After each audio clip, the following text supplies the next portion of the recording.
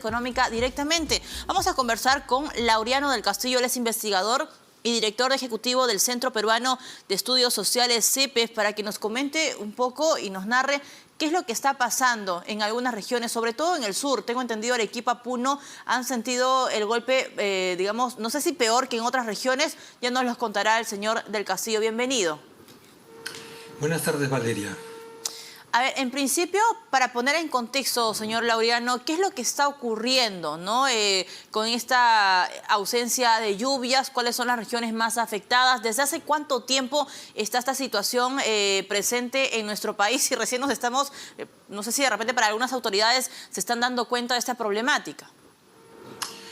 Sí, efectivamente, como usted dice, Valeria, creo que estamos demasiado centrados en los temas políticos, mirando mucho Lima y olvidándonos de la enorme mayoría del país que vive fuera de Lima.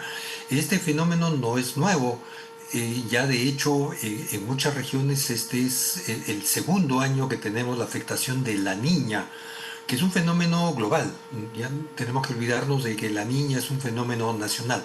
No, es un tema global, pero está afectando sobre todo a la región andina. Y los datos que nos dan los organismos oficiales CENAMI son que, por ejemplo, en el mes de octubre hemos tenido el octubre más seco en más de 50 años, ¿no? En los últimos 58 años. Wow. Escuchaba que noviembre es igualmente el noviembre más seco en 40 años. El tema está en que esto afecta especialmente a los agricultores familiares que realizan agricultura de secano, es decir, que dependen de las lluvias porque no tienen riego. Y, señor Pero no Laureano, sí. perdóneme, de toda la agricultura que hay en nuestro país, ¿cuánto en porcentaje depende de las lluvias? ¿O es que de repente todos los productos dependen de eso? No, a ver, vamos por partes. Del total de la superficie agrícola, es decir, solamente la que se dedica al riego, la mayor parte son tierras de secano. Y esas tierras de secano, es decir, las que dependen de la lluvia, se ubican sobre todo en la sierra. El 51% Okay. de la superficie agrícola de tierras de secano está en la sierra. Ahora, usted dirá, no hay problema porque hay un porcentaje restante de tierras bajo riego, que es el 36% de la total de la superficie agrícola, pero este está sobre todo en la costa, el 57%. Y estas tierras bajo riego dependen de las aguas que vienen sobre todo de la cordillera de los Andes. Por lo tanto, si hay sequía, esta agricultura de bajo riego también se ve afectada. Y afectada además porque los principales reservorios y presas que se han construido desde hace un siglo, desde inicio del siglo pasado, están pensadas sobre todo para la costa para regular el riego. Si estas no llegan a llenarse en estos meses por una sequía que continúe, pues entonces vamos a tener problemas para el abastecimiento y la conservación de riego en el resto del año. E Eh, incluso el agua potable para ciudades como Lima. Señor Laureano, ¿cuáles son los productos que se podrían, o no sé si de repente en esos momentos ya se está sintiendo el golpe o una caída de producción? Porque estamos viniendo de un año bastante complicado. La ausencia de fertilizantes, si bien ha sido uno de los puntos en la agenda de reclamo de muchos agricultores, se suma esto de acá que probablemente ya lo sabían porque se ha repetido. Me parece que usted lo comentó al inicio de la entrevista. Entonces, tenemos dos factores que están afectando al cultivo. La ausencia de fertilizantes, que todavía no llega a Puerto Peruano, y la ausencia de lluvias. ¿Cuáles son los productos más afectados y en cuánto tiempo podríamos nosotros ya ver el impacto en los bolsillos de las familias? A ver, a los factores que usted menciona, Valeria, hay que sumar el de la crisis económica que venimos teniendo en el país. Ajá. Luego de la pandemia, todos sabemos, tuvimos una tremenda caída a nivel económico. La agricultura se pudo mantener, pero ojo, repitiendo que las cifras oficiales indican que el 97% de nuestros productores agrarios hacen parte de la agricultura familiar. Ellos de alguna manera vienen no solo garantizando la alimentación en las ciudades, sino también subsidiándola. Entonces, estas crisis, y como usted bien ha mencionado, lo de la urea y ahora la sequía, van a golpear aún más la producción de estas familias productoras, que son básicamente pequeños productores. ¿En qué cultivos? Bueno, arroz, papa, maíz, quinoa, pero también los varios cultivos que hemos escuchado en los reportes hace unos minutos, que venían de Cusco y de Arequipa, que son muchos productos de pan llevar. ¿El resultado cuál va a ser? Que la escasez va a derivar en un aumento de sus precios y esto lo vamos a empezar a sentir en las próximas semanas. Ya a partir de enero, con más claridad en febrero, es que todas estas siembras que debieron haberse realizado en octubre, noviembre y en diciembre, pues no van a estar en los mercados y no van a estar, por lo tanto, en las mesas de los agricultores. Ahora, probablemente los televidentes se estarán preguntando eso, señor Laureano. ¿Esta situación se arregla simplemente con que llueva? ¿O es que de repente el gobierno, además de esto, que puede sonar de repente muy simple, pero sí, quizá muchas familias que dependen mucho de la agricultura entenderán, el gobierno debería tener otras acciones o debería ya estar implementando otras acciones porque entiendo que ha habido incluso una declaratoria de emergencia, ¿no?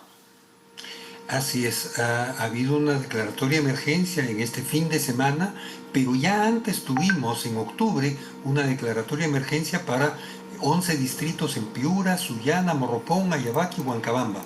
La información que tenemos es que a pesar de haber transcurrido un mes y medio de esta declaratoria de emergencia, pues es poco lo que se ha hecho. ¿Qué hay que hacer? En realidad hay que atender esta emergencia, pero también hay que pensar de manera sostenida en que estos no son fenómenos extraños, no son cosas que se están presentando ahora, sino que, como dijimos, esto es efecto de la niña. Es segundo año que tenemos la niña y sabemos que el cambio climático, que no es teoría, que lo estamos viendo, lo estamos sufriendo, supone una serie de acciones que están puestas en planes y programas. Tenemos las famosas NDC, que son los compromisos nacionales Claro. para la adaptación y mitigación del cambio climático. ¿Qué se está haciendo?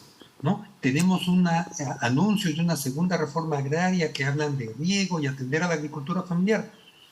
Ya vemos, lo que estamos sufriendo Exacto. ahora es porque todos esos planes no se aplican.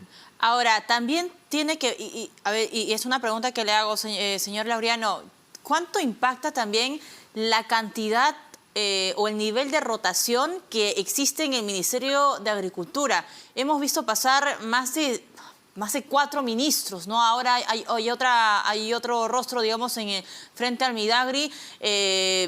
Muestra clara, digamos, que se cayó hasta 4 veces la compra de fertilizantes, más de 3 veces la compra de fertilizantes. Entonces, este nivel altísimo de rotación en esta cartera exactamente, ¿cuánto ha golpeado, cuánto ha afectado, digamos, la capacidad de reacción que debería tener el gobierno o debió tener el gobierno en este tema?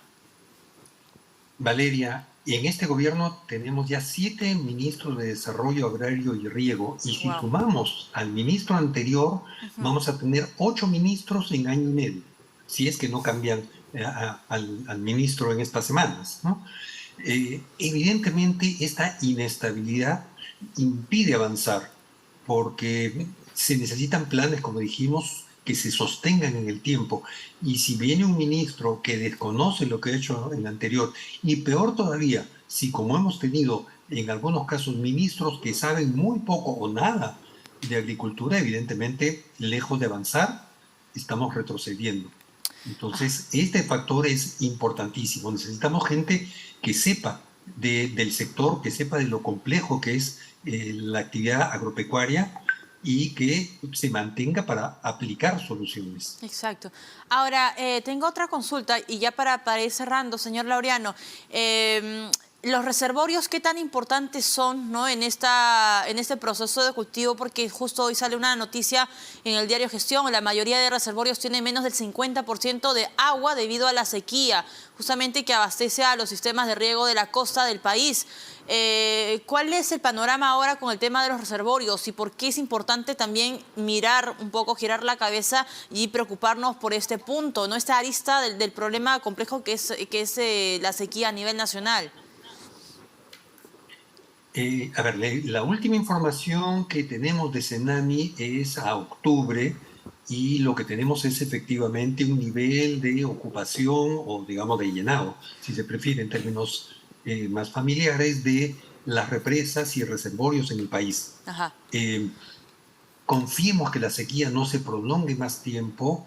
Normalmente estas se llenan en esta época de lluvias, pero ya vemos con la sequía, las lluvias empezaron a presentarse en octubre, estamos ya en diciembre y entonces si esto sigue es preocupante por la razón de que estas son obras, como se llama técnicamente, de regulación, es decir, aprovechar el agua en la época de lluvia para tener disponibilidad en los meses en que no llueve. Es decir, junio, julio, agosto, septiembre, en que no hay lluvia, estos reservorios permiten realizar agricultura de riego. Pero no solo eso, repito lo que mencioné hace un rato, también son fuente de abastecimiento de las ciudades para Claro. los servicios de agua potable y saneamiento.